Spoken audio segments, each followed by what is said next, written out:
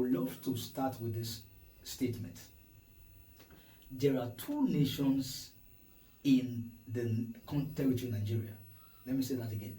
There are two nations in the territory of Nigeria. Now, this is our belief as an organization, that there are two nations.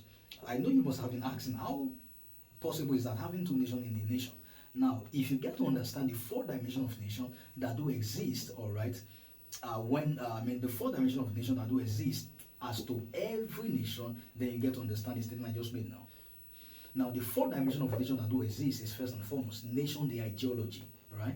Nation, the people, nation, the institution, and also nation, the territory.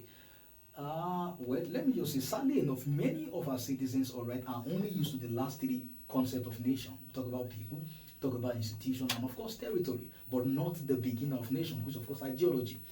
Now, the truth is, ideology is actually the beginning of a nation. Sincerely, there is no nation without an ideology. Just like for instance, there is no fruit, all right, without a seed. It's the truth now. That means every other part of the nation are only extension of the first. And guess what? There is something we are used to seeing in our organization, all right, that every ideology, all right, could by nature could either be developing in nature or destructive in nature. So by nature, an ideology is actually destructive, all right. A term has been destructive or developing. So we call some set of ideology nation-building ideologies, all right, and then we call some set of ideologies nation-destructive ideologies. And by purpose, one of those now has its purpose as building, while the other one has its purpose as destruction.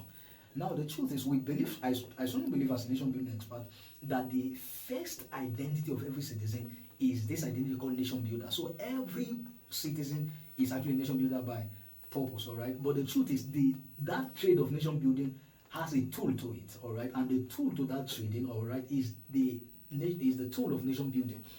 Now, the two nations that exist within the shore of our nation now is the old Nigeria and the new Nigeria. So when I say there are two nations, I'm actually talking about two different ideologies, all right? One of which is the old Nigeria, the second of which is the new Nigeria. Now, how do I get to define the old Nigeria? I quite understand that, all right, I quite understand that the concept old Nigeria and the concept new Nigeria actually means different things to different people. But then as a nation building expert, how do I get to define what the old Nigeria is? Now, the old Nigeria is a nation in the territory of Nigeria, which is of course a compendium of nation-destructive ideologies, nation destroyers as citizens, and of course nation-destructive experiences, which are of course the problem we complain about every now and then. So there are three things that characterizes the old Nigeria: nation-destructive ideologies, all right, nation destroyers as citizens, and nation-destructive experiences. Now, I believe strongly, all right, that no man is governed of himself. Every man is governed by what he believes to be true. That's the truth now. So nations are governed by, just like for instance, I read the book. You must have actually come across the book some years ago. Ideas Rule the World. Ideas Rule the World by Sam Adeyemi. All right. But then the point I'm trying to bring out from that is that ideas are actually governors of the nations, and we have been taught also in government back in secondary school days now that no man is above the rule of law.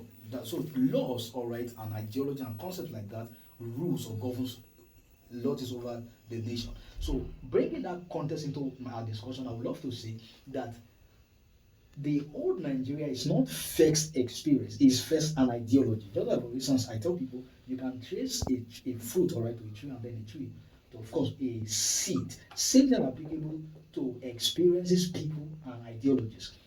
Every experience is connected to a people, and every people is connected to some set of ideology. And how do I get to, of course, define the new Nigeria? The new Nigeria also is a nation, all right? Is a nation which, in the territory of Nigeria, which of course is a compendium of nation-building ideology. Those are the tools, all right?